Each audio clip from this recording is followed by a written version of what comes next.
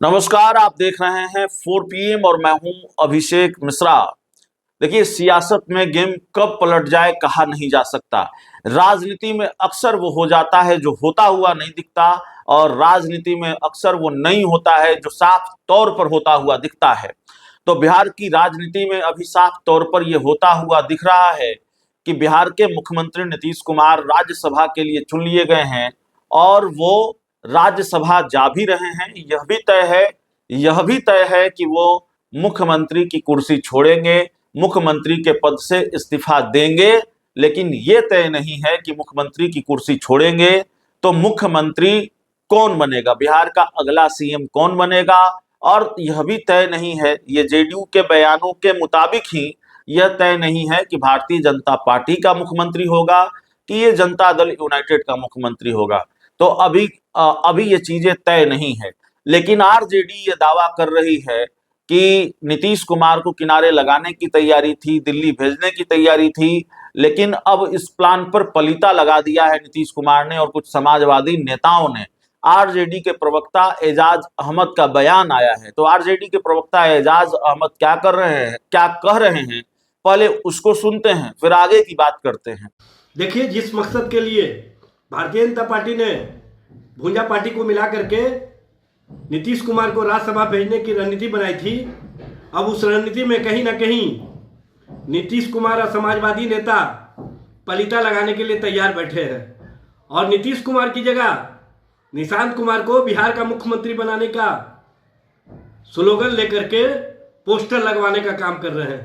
Poster के माध्यम से कहीं ना कहीं भारतीय जनता पार्टी को संदेश स्पष्ट रूप से दिया जा रहा है कि भारतीय जनता पार्टी जिस तरह की राजनीति करती रही है, जिस तरह की रणनीति भूंजा पार्टी के माध्यम से बनाने का काम किया था, उस रणनीति को नीतीश कुमार समझ चुके हैं। और नीतीश कुमार ने स्पष्ट रूप से जो व्यू रचना रची है वो समझ में आ रहा है भारतीय जनता पार्टी के नेताओं को भी, क्योंकि नीतीश कुमार जी अब सार्वजनिक कार्यक्रमों में भी अपने साथ अपने सुपुत्र निशांत कुमार को राजनीति में स्पष्ट रूप से नंबर 1 की कुर्सी दिलाने की मुहिम में लग गए हैं। और इसका तो आपने सुना, आरजेडी के प्रवक्ता हैं एजाज अहमद साहब, और एजाज अहमद क्या कह रहे हैं।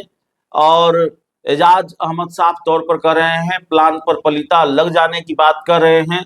लेकिन क्या वाकई भारतीय जनता पार्टी का प्लान फेल हो गया है, भारतीय जनता पार्टी अपने प्लान में नाकामयाब हो गई है? देखिए, लगातार खबरें चल रही हैं, कुछ जानकारियां निकलकर सामने आ रही हैं और अलग अलग तरह की जानकारियां निकलकर सामने आ रही हैं।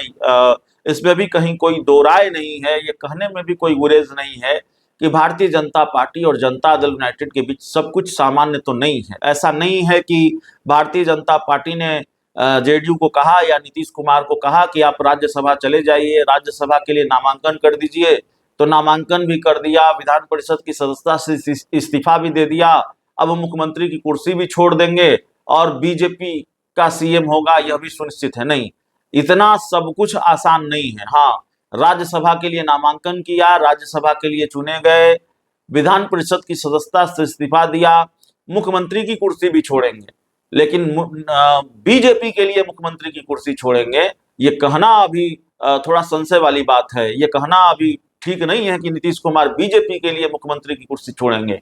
अंदर खाने बहुत सारी चीजें चल रही हैं, बहुत सारी खबरें आ रही हैं, और खबर यह भी है कि जनता दल यूनाइटेड इस बात पर अभी भी अड़ी हुई है कि मुख्यमंत्री जेडीयू का होना चाहिए, मुख्यमंत्री जनता दल यूनाइटेड का होना चाहिए। जेडीयू से निशांत कुमार, मुख्यमंत्री नीतीश कुमार के बेटे हैं निशांत, उनको मुख्यमंत्री बनाया जाना चाहिए।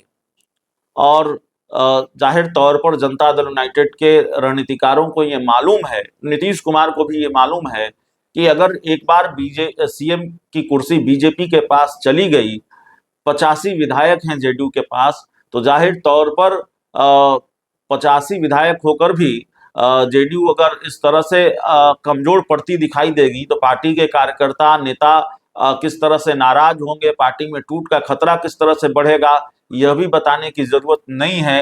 नीतीश कुमार के राज्यसभा जाने के फैसले से पार्टी में कितना आक्रोश है, कितनी नाराजगी है, यह भी सबने देखा है।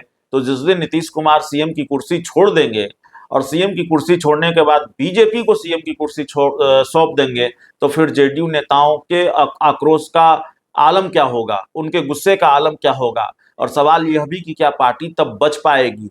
पार्टी के अस्तित्व पर बड़ा संकट है इस वक्त जेडीयू के सामने। तो जेडीयू के सामने दोहरी चुनौती है कि भारतीय जनता पार्टी के सामने वो कैसे इस दावेदारी को मजबूत करे कि सीएम जेडीयू का होना चाहिए।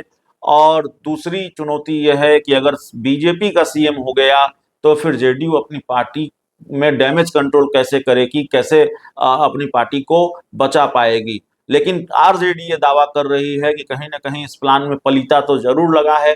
तो देखते हैं आगे आगे क्या होता है, क्या वाकई इस प्लान में पलीता लगा है। इस पूरी रिपोर्ट में इतना ही। बहुत बहुत धन्यवाद।